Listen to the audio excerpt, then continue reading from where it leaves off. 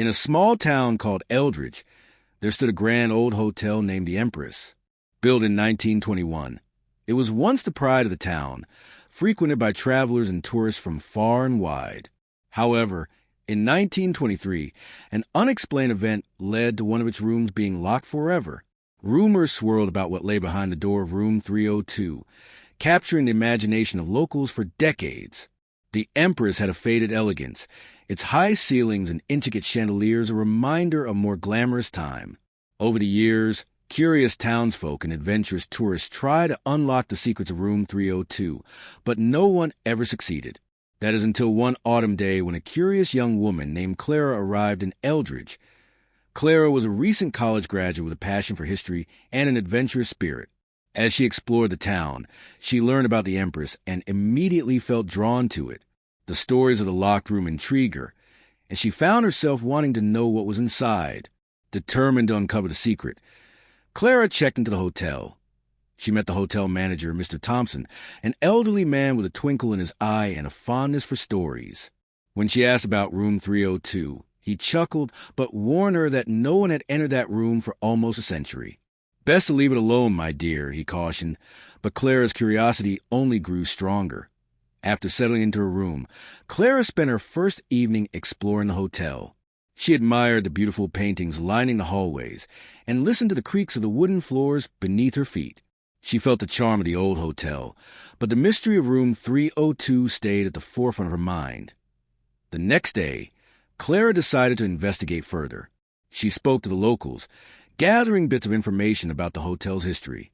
A kind old woman named Mrs. Grayson told Clara about a tragic love story connected to room 302. They say a couple got locked inside during a terrible storm in 1923. They were never found, and the room was sealed afterward, she whispered.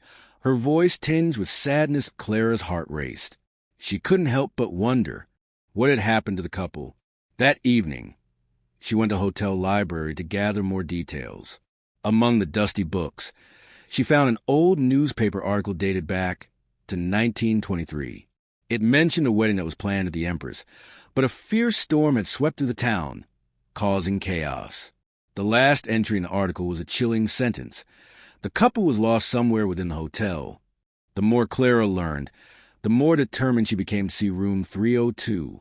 During her research, she noticed a pattern in the arrangement of the doors on the third floor. Room 302 was situated at the end of a dimly lit hallway. As she inspected the area, she discovered an old key hidden behind a loose floorboard. The key was dusty and appeared very old. Her heart pounded as she thought that maybe, just maybe, it would fit the lock. That night, she crept out of her room with the key clutched tightly in her hand. The hall was silent.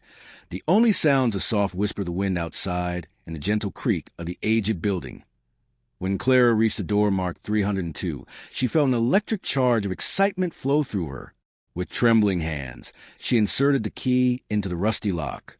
It turned with a stiff resistance, but finally, the door clicked open. She pushed it slowly, revealing a dark room frozen in time. Inside, the room was covered in dust, with old furniture draped in white sheets. A large four-poster bed stood in the center, and a faded wedding dress lay on the bed, its fabric yellowed and fragile. Clara gasped when she saw it. It felt like a scene from a forgotten fairy tale. She stepped inside, her heart full of wonder and sadness.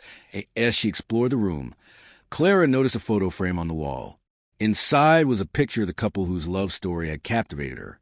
They looked so happy, forever smiling in this room that held their secrets.